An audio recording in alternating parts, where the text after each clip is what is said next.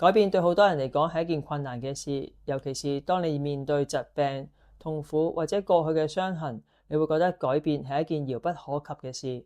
但係我想話你知，我由癌症末期，癌細胞已經侵蝕胸椎、腰椎多節嘅嚴重至中度壓縮，同埋有骨溶症狀。我成個上半身已經失去活動能力，亦都出現咗大量嘅腹水、雙腳灰腫，每晚上半身劇痛。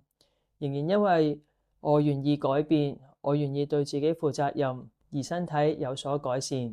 我今日想同你分享一個觀點，改變唔係一個大動作嘅開始，而係從小小嘅決定開始，就係對自己負責任。Hello， 大家好，我係阿 Jean， 我係一個癌症末期嘅病人。我由乳癌開始轉移到多過7個嘅地方。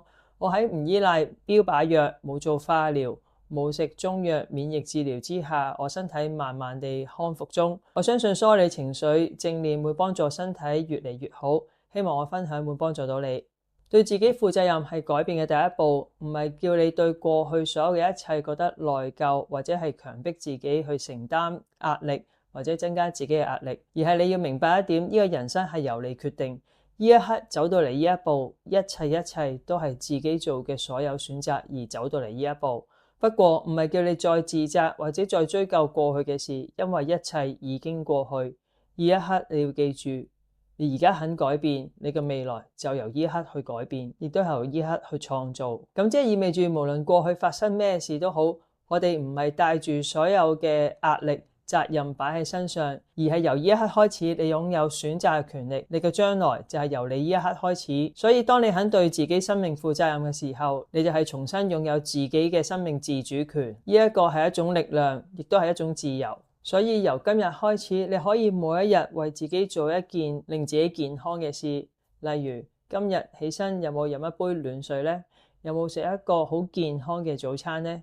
有冇放鬆心情，試下冥想，又或者去大自然走下呢？因為當你每日肯為自己做一件小小嘅事，令自己更加健康嘅事，其實你嘅改變就開始咗啦。對自己負責任唔係過去有幾沉重，你都要繼續帶到嚟今日，而係你係接納你嘅過去嘅一切，嗰啲已經係過去咗。由今日開始，你就可以重新做出選擇，為自己創造一個更好嘅未來。第二步就係接納過去，釋放內心嘅負擔。你一定會覺得，哇，點樣去接納我嘅過去？你知唔知發生幾多事？你知唔知過去我經歷過幾多嘢？其實我真係明白，因為你有，我都有，我嘅過去都唔係一帆風順，我嘅過去都發生好多事。所以如果唔接納過去嘅話，其實係好難做出改變，因為你一直承載住過去嘅好多憤怒啦，好多嘅羞愧啦，好多嘅後悔啦，可能係對自己，亦都係可能對其他人嘅埋怨都一直有嘅。但係重新再講一次，過去真係已經過去啦，我哋再改變唔到。而唯一可以改變嘅就係未來，由呢一刻做嘅決定去改變未來，而去接納自己嘅過去，就係可以將呢個情緒去釋放出嚟，亦都係慢慢去梳理消化。所以你首先要有一個意願，就係我願意接納我過去所有嘅一切，不論係好同唔好，所有嘅創傷，所有嘅後悔，所有嘅嬲怒，你都願意釋放出嚟，放過去，放過自己。其實好正常，好似我啱啱確診癌症，再得以擴散嘅時候，其實我都諗咗好多，我之前做過啲咩呢？食過啲咩呢？飲過啲咩呢？係咪因為我全部每一個行為引致到自己咁呢？係，確實係，因為我必須為自己嘅選擇負上責任。但係嗰啲已經過去，我當時係真係覺得咁樣嘅決定係最好，所以一切都已經過去。我當時已經做咗一個最好嘅決定。我哋唔好再轉牛角尖，記住過去嘅一切嘅嗰一刻，因為已經過去。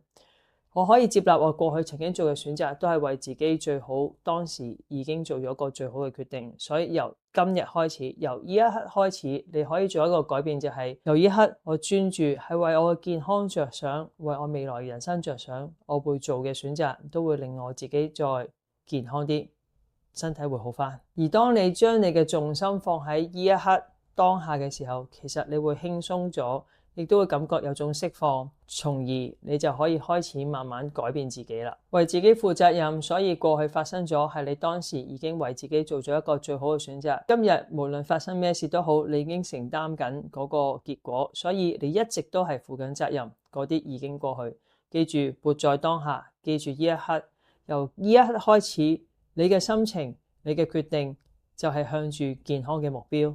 第三樣嘢就係用小行動去改變自己嘅人生。由你開始肯接納過去開始，而每一刻會記住活在當下，由呢一刻去選擇你最好嘅人生，你最好嘅健康嘅一啲選擇，你嘅人生就已經開始改變緊，亦都創造緊你未來嘅人生。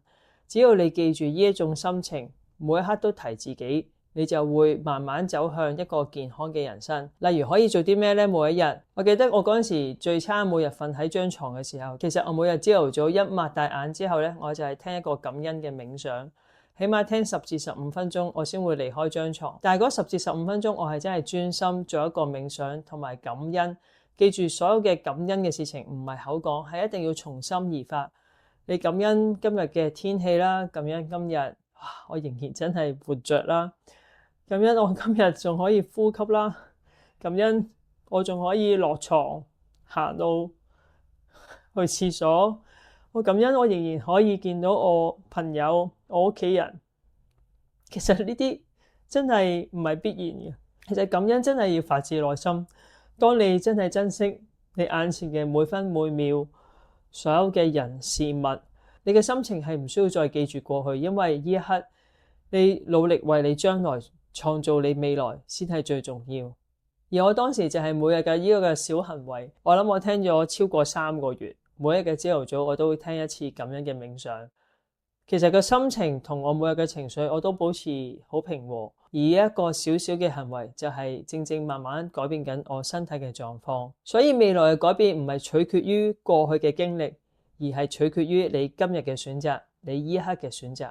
改變從對自己負責任開始。當你接納過去，而你對將來嘅所有嘅一切用善意嘅行為去表達，由呢一刻開始，你會發現你嘅生命會出現新嘅可能性。我相信我做得到，你哋都做得到。咁你今日有冇為自己做出一個小小嘅行為，為自己做出一啲嘅選擇，係可以得到更好嘅未來呢？請你留言話我聽。而我今日決定就係我繼續錄呢段片分享，希望創造更好嘅將來，有更加多人身體健康。除此之外，我今日會繼續學新嘅嘢，因為我都要繼續為我未來拼搏，所以我會繼續努力。大家一齊身體健康，記住接納過去，創造未來。改變由呢一刻開始，大家加油，拜拜。